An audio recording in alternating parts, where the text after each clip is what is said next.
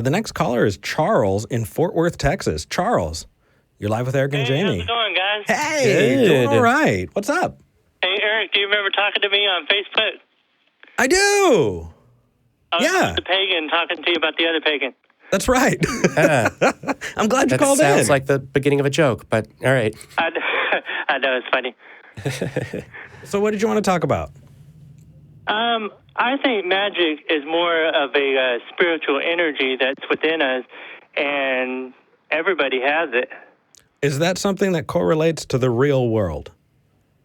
Yes, How can you show that? because you can test it through electromagnetic testing. All right, so let me just do My a God. little bit of catching up on the background to fill in the audience and the viewers at home before you go down this. Oh, yeah. You I don't know what that sound was, but sorry. no. I was. It makes me happy when we Eric's talk about sound things. thing that happened over there. So you've said that there's magic and it's a spiritual energy that everyone has, and it can affect the world, right? So is that through? Well, everything in the world has it. Like trees have energy. Like the earth is made out of energy. That's why we use the elements. No, it's and not. every element has energy within it. So to be clear, do you mean energy like in the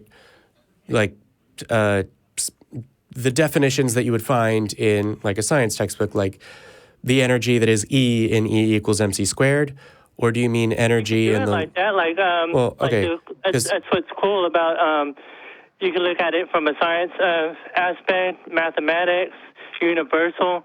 So Universal. mathematics doesn't have a separate definition of energy. So in my experience, Yeah, but you still can use the formula to, if you had for your magic, what you're going to use. yep. Well, yeah, that's true. Physics uses math. I'm not really good at math, so that's why I don't use a lot of mathematics. I'm not a mathematician, professional, semi-pro, or particularly skilled. But so energy is the ability of something to do work, right? Is sort of the definition. So do you believe that there is, right now my body is breaking down chemical energy, and that's how I'm able to move my arms. Do you think that the energy that you're talking about is something different than that? Well, you're using energy to move your arms, so technically you're using energy. Okay. I mean, yes, but the source of that energy can be traced eventually back to the sun, as we've covered before. But my body, I eat things, I break down the chemical, and my body breaks down the chemical energy in that, and then it turns ADP into ATP to store it, and that process is reversed in order to release that energy for my body to use it for basically everything my body does. So one of the things that you've said is you've talked about magic and you've said spiritual energy. So these are not terms that biologists use. Are you describing something other than that chemical process? Right? Like, do you believe that the energy that is in me can affect the world around me through a spell or, psychic powers or something along those lines? Well, I mean, everybody has a special gift. I mean, some people are better at other things and Well, I mean, by some using people are their energy. Yeah, so some people are very good at shot put, right? And so someone could throw, actually, I don't know what the thing in shot put is called, but through this window. Do you think that a person could break this window, with the energy of a spiritual kind channeled with their mind? Can somebody cast a curse or fly with that energy? Yeah. Well, here, do spells exist and work? Well, I mean, some spells work. I mean, of course, if you Can you give use me an herbals and if you use herbs and spices and stuff, and you're sick, you can of course get better. I mean, and that's part of ancient magic. No. Oh, Charles, I need you in my life. Hey, I'm still learning too, man. Oh, buddy. I want to. So, Jamie, you finish because I was going to say, I want so to be clear, you mean in. something other than pharmaceuticals, right? So I can take an aspirin to treat symptoms. the active ingredient in aspirin you could find in, I forget what kind of tree bark. Is that what you mean? Like, as far as... Yeah, I find that stuff fascinating, too, like how they would know how to chew on this and it would make a toothache go away back then. Yeah, do you want to take this one? I really, really want to take this one. I think you should. I think you should take this one. Okay, good. Okay. Hey, Charles? Mm-hmm.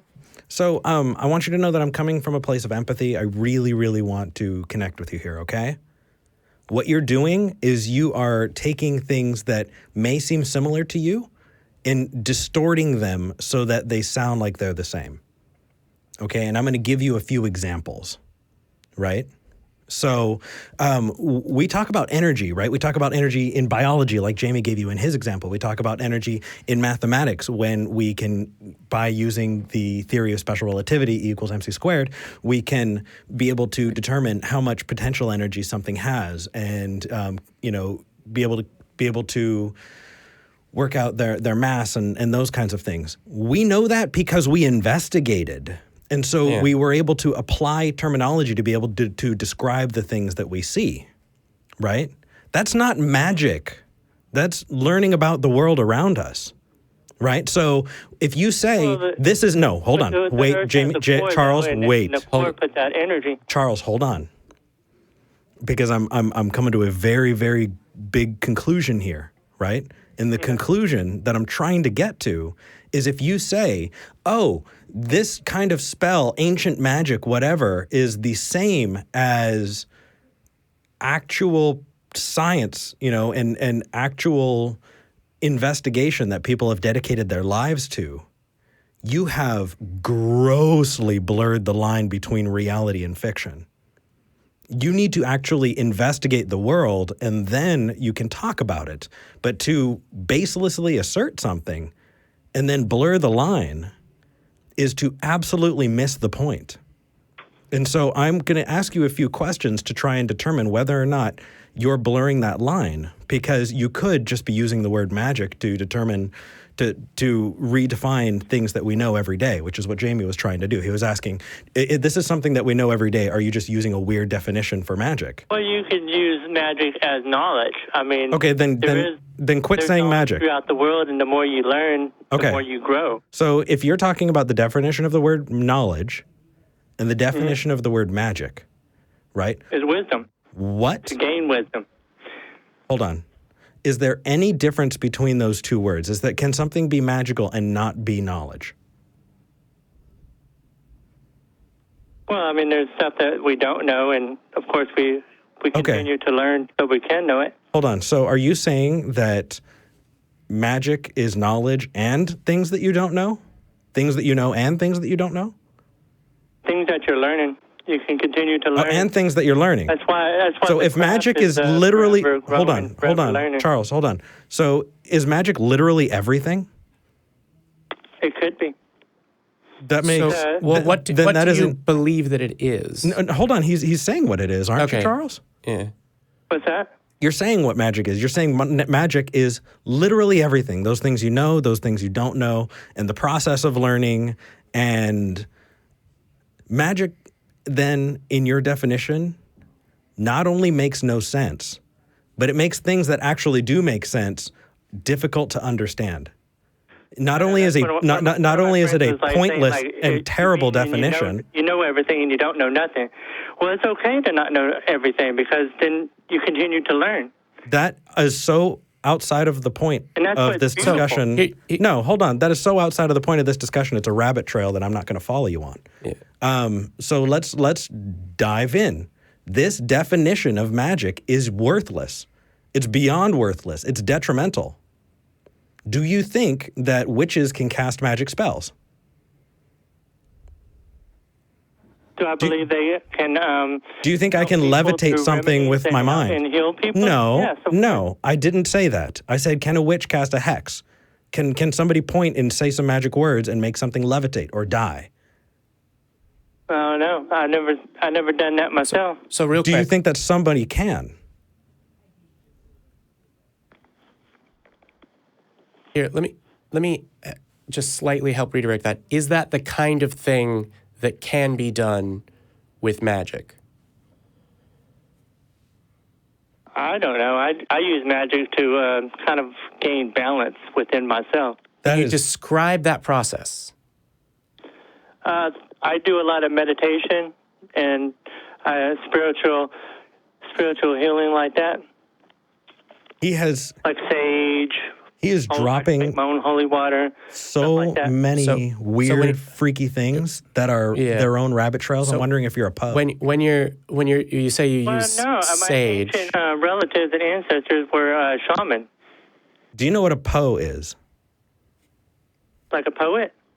No. He means like a person who's calling and yanking our chain, not being completely sincere with what they're saying.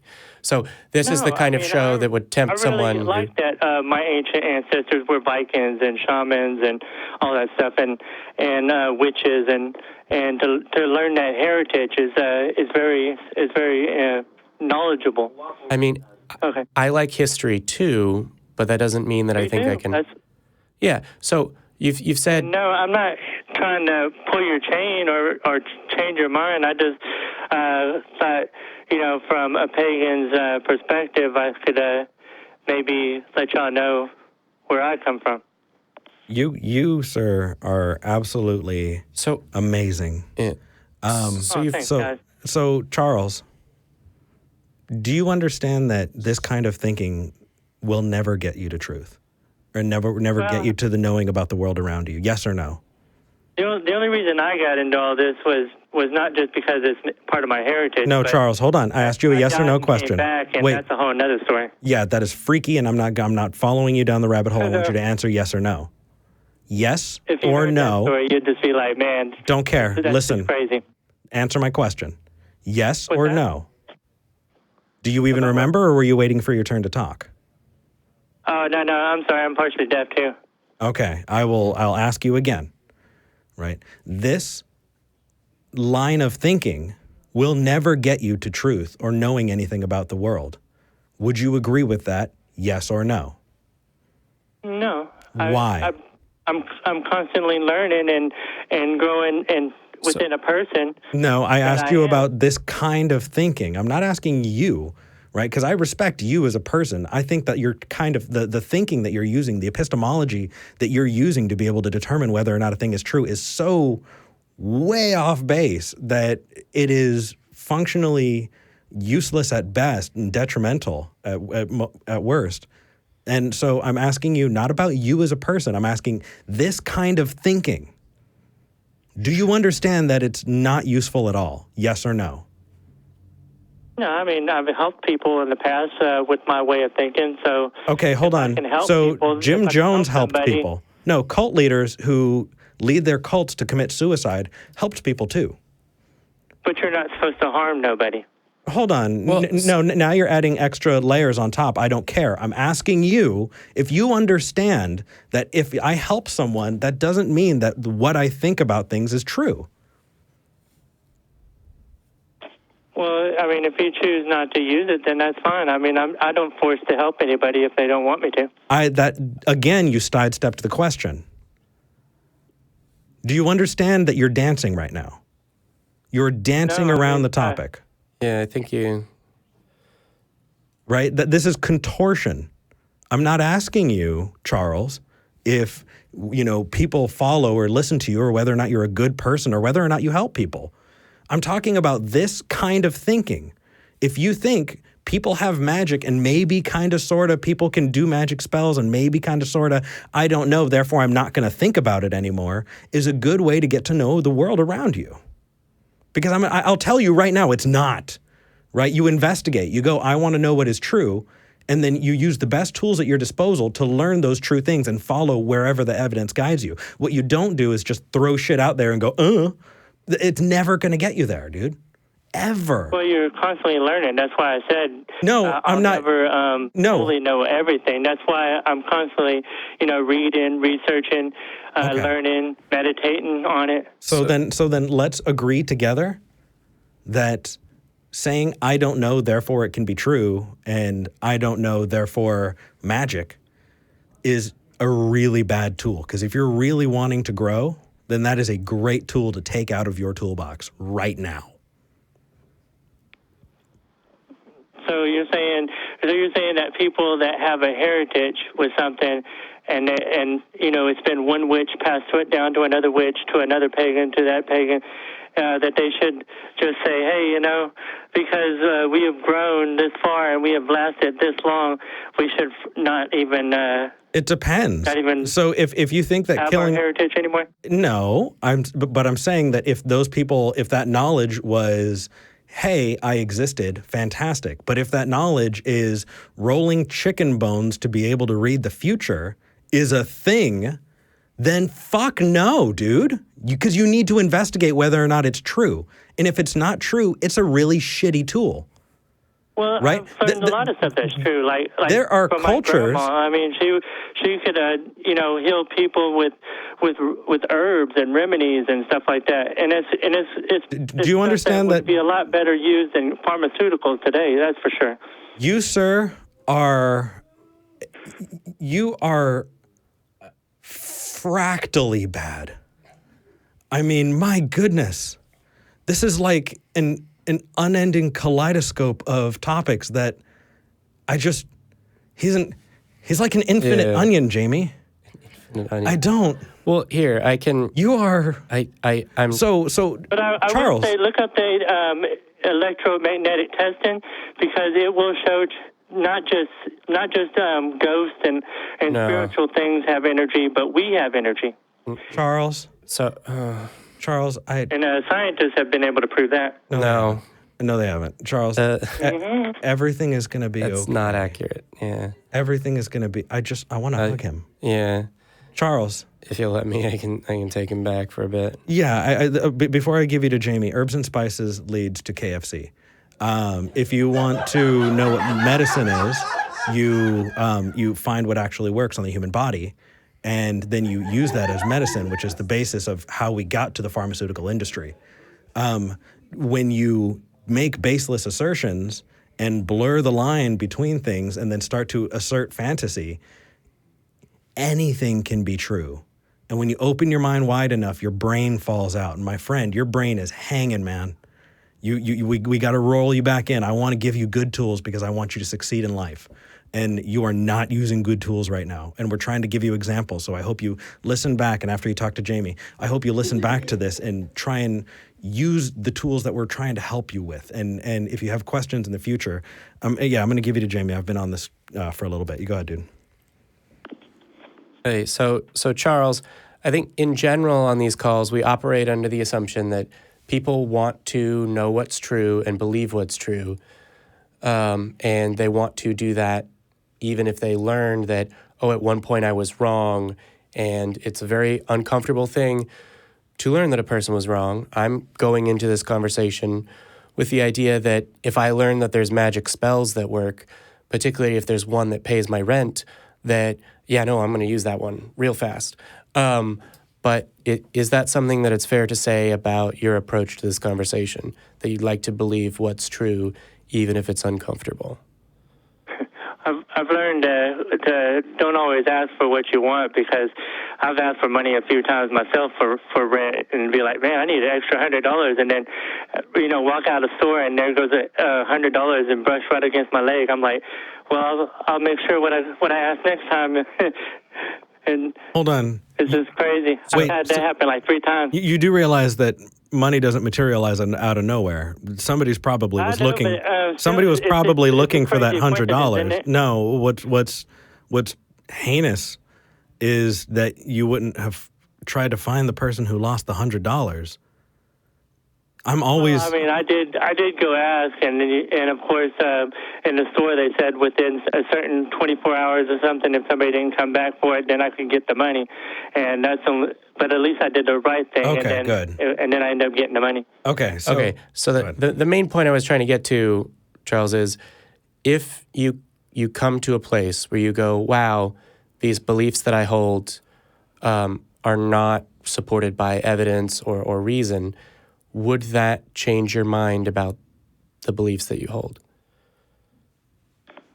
Well, if I could learn something and I add it to my knowledge that I have already, then of course I'll grow further than where I was yesterday. Okay, so if you learned, for example, that the spell that you used to ask for money wasn't an effective way to ask for money, would that change your mind about that spell?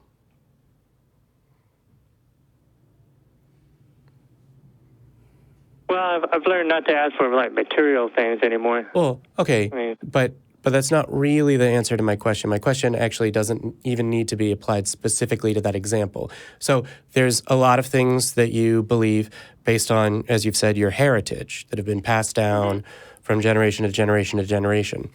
If you, as your generation, learn that something that's been passed down and has been said, yes, example A is a thing that's true, and your great-great-grandparent said to your great-grandparent that this is true, and your great-grandparent said to your grandparent that this is true, and your grandparent said to your parent that this was true, and your parent said this to you and said this is true, and if you learned that it wasn't true, that would probably be a little bit upsetting, but would you be open to accepting that something you had been told was true wasn't true? yeah, if it's false information, then I'd be like, okay, that didn't help me none. But then Awesome. For example, my grandparents would say like, oh, the Vikings were here before everybody else came from Europe, and I was like, but in school they would be like, oh, it was Christopher Columbus. I was like, no, it wasn't. It was the Vikings. Yeah. So that one actually, as a specific example, that one actually panned out. I was like, she wasn't full of you know what.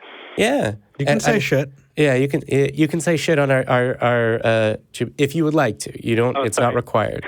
I try to be respectful as all I can be most of the time. We're pretty irreverent here. Yeah. Being irreverent comes naturally when you're an atheist. But what I will say is, yes, that actually panned out to be true. The Vikings sent explorers, and I think they made it to North America before 1492.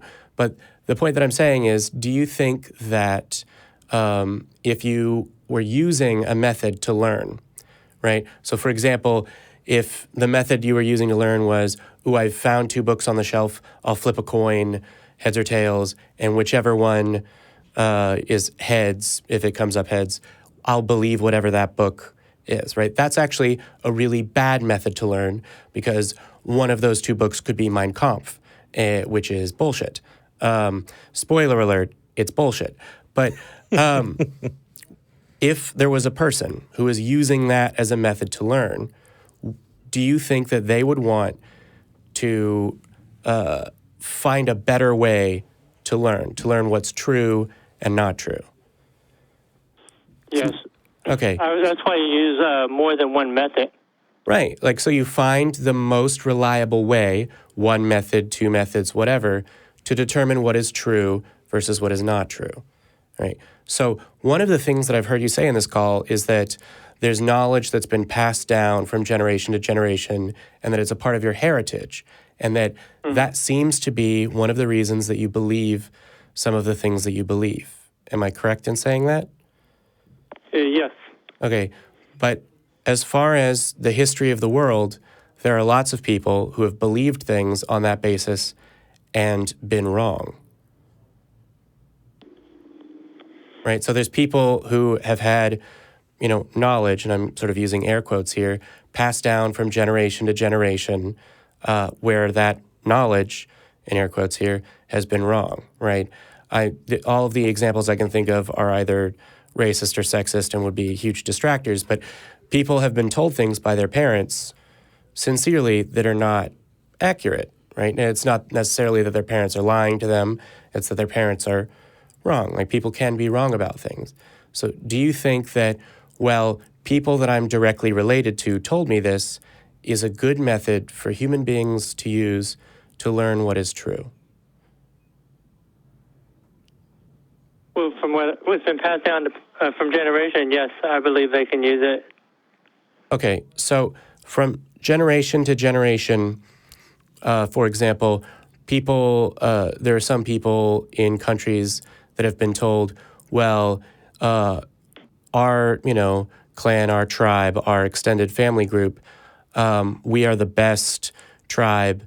There's a divine being that only cares about us, and our destiny is to be, for example, the master race, right? Oh. Do you think that that is true? No. Okay. But it was passed Neither do down. I. But it was passed down from generation to generation. It's like with my people, they came from the north, so they were came from the mountains. So, Right, but of what course, I'm examining it's here is totally the different, but we method don't of what I'm think examining we're here better is than anybody. yeah. So what I'm examining here is the method of learning, right? And if the method of learning is whatever my parents tell me, that's true, and we have an example of parents telling children something that's not true, wouldn't that be an example of that method of learning failing to teach someone truth? Yeah, if they're Okay. getting taught false information. Yeah. So I'm not saying that it's not true, then that's So not good to use. Yeah. So I'm not saying that it's the only method you're using to come to the conclusions that you are coming to. But earlier in this call, you said, well, I believe this, it's part of my heritage. Presumably, Yes. that alone isn't a good reason to believe that it's true.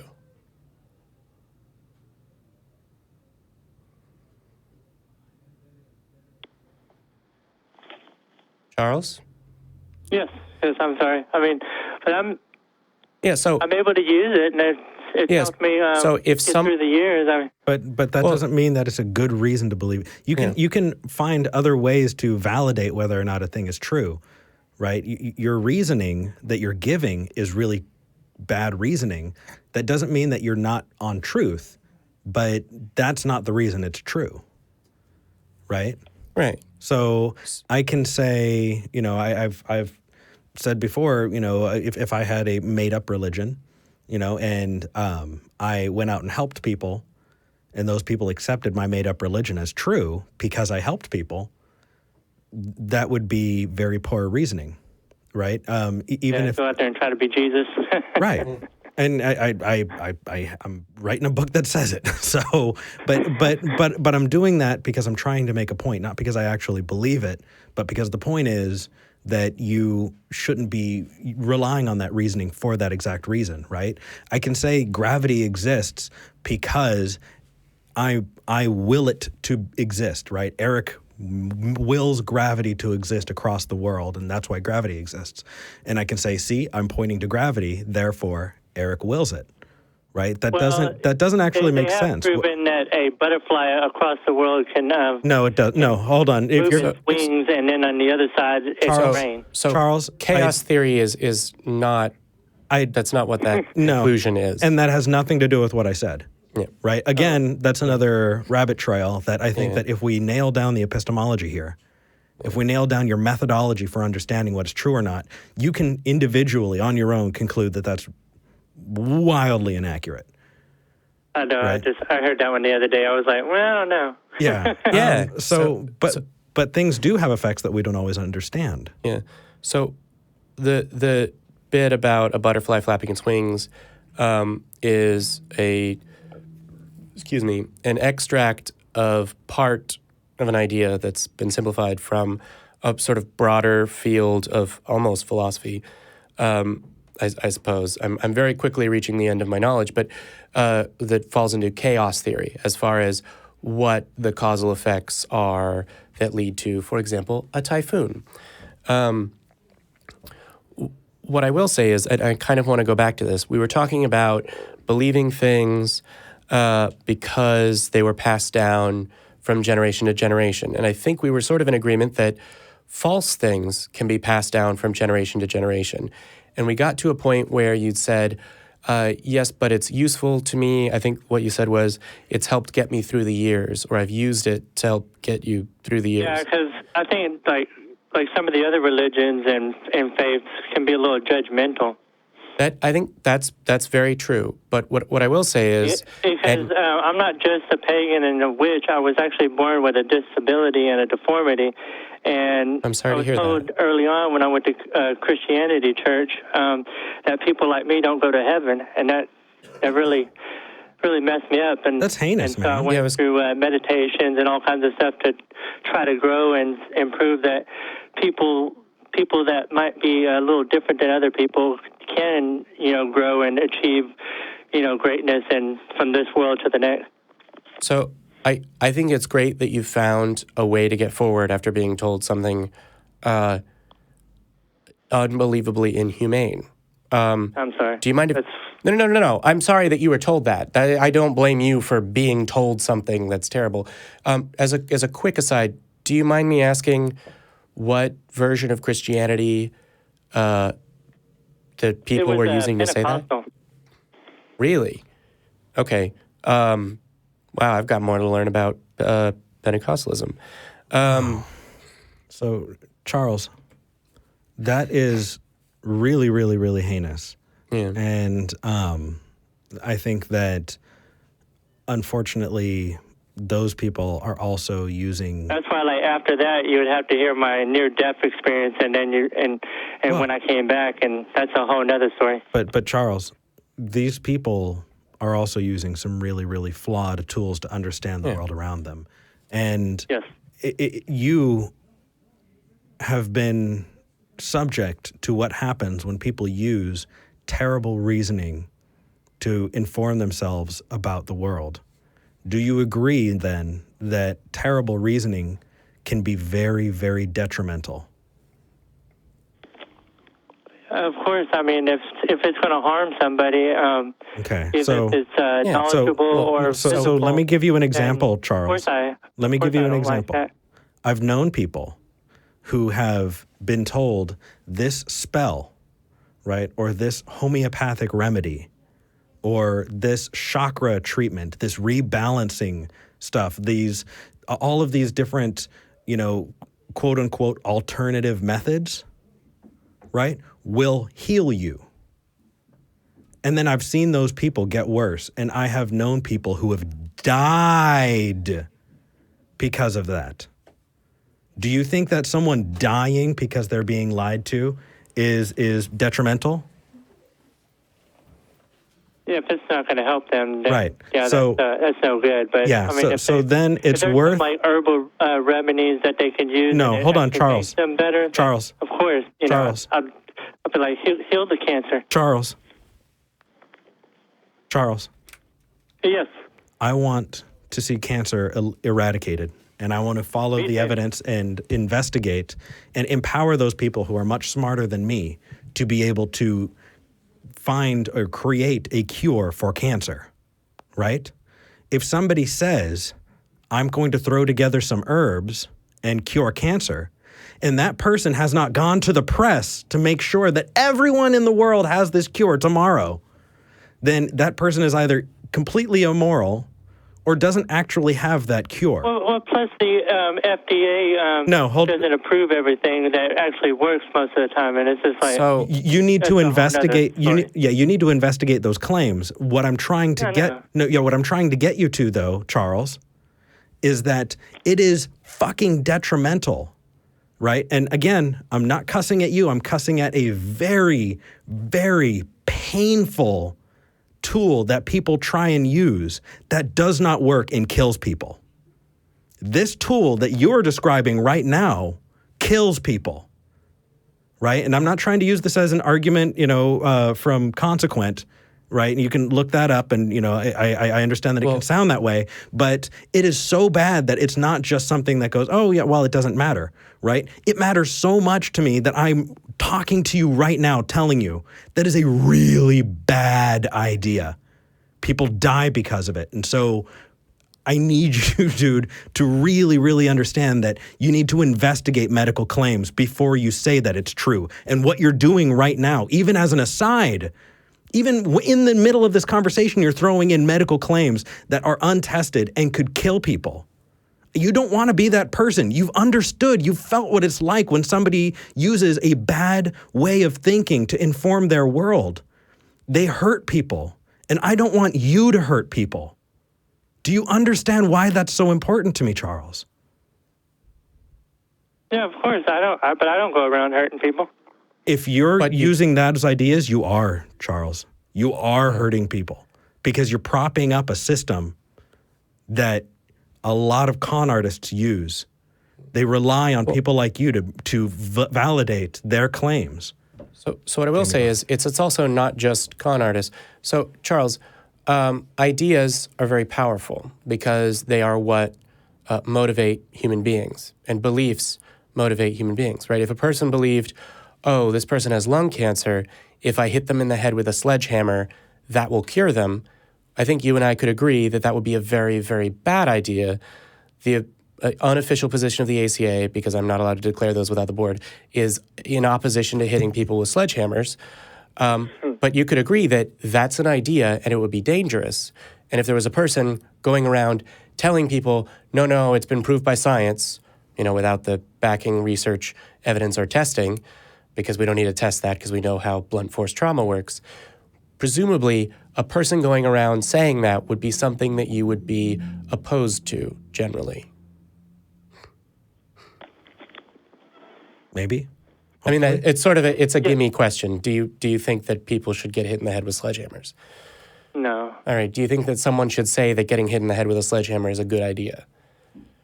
No. Okay. Then Neither do I. But why do you think magic can cure cancer? Because that can be just as detrimental. Right. So. Because the magic is actually knowledge, because knowledge comes from wisdom, from learning, and then you can actually, if you came up with magic with things that work, that can cure cancer and can cure that, then use it. Okay, hold on. Yes. So if the thing that you're almost right.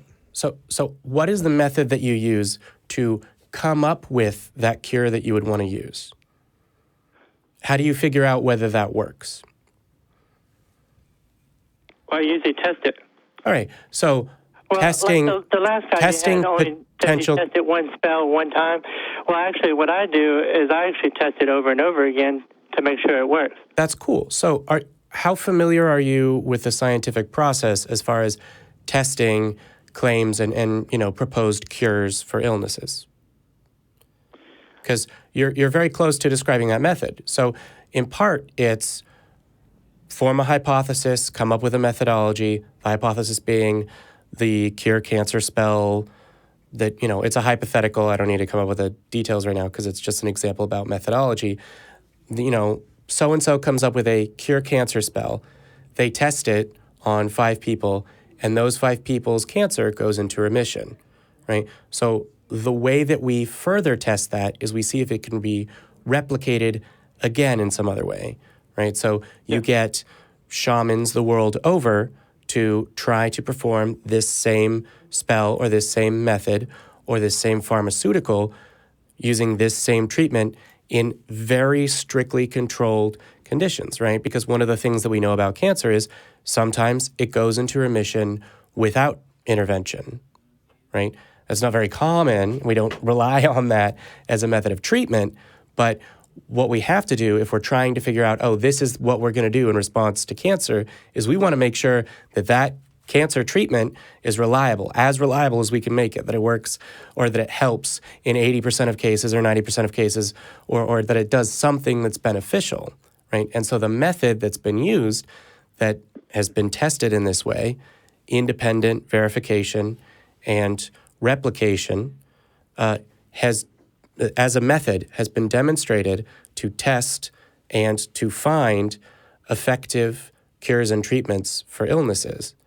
Right? So would you say that method, given at least for the sake of conversation, that the things I've said are true, would you say that method is an effective method to find medical interventions? Yes.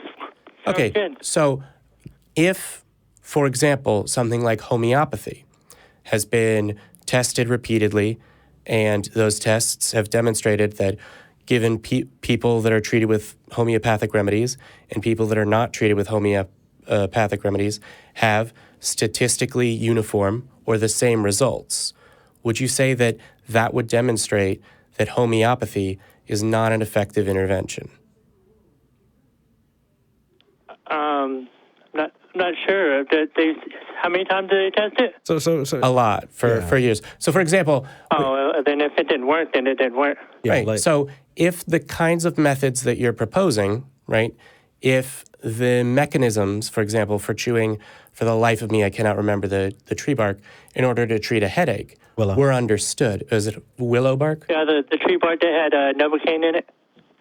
No. I'm thinking of a different tree bark. So it's good that you say Novocaine. So through the process of testing, it's been determined by, human beings over the years, many of them, all of their names I don't know, but there's a lot of them, that Novocaine is the active ingredient that works. And that has been distilled and purified and put in bottles for dentists the world over to hopefully not abuse, but definitely use for their patients. Would you say that that is an effective method to have medical interventions? Yes, it had an origin, and it evolved to where it's helping people. That's awesome. And so the process of that evolution has been helped along by scientific investigation. Now, if you look at the history of science, basically if you go just 300 years ago, that wasn't a process that was applied, basically at all. That level of rigorous scientific investigation wasn't really applied in any sort of meaningful way, at least not that I'm aware of.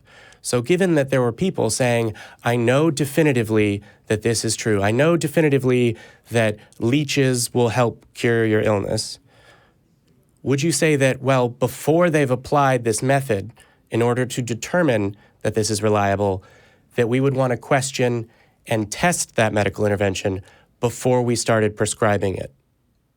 Yes. All right. So that knowledge of leeches was handed down from generation to generation to generation by people who had access to leeches. So I would say that rigorous scientific investigation, given that it's a method that's demonstrated to be useful, would be where I would go to find, for example, effective medical interventions or knowledge about physics and gravity or, the basic sciences and, the fundamental aspects of how the world works, rather than sort of legends and pieces of wisdom that have been passed down again and again, right?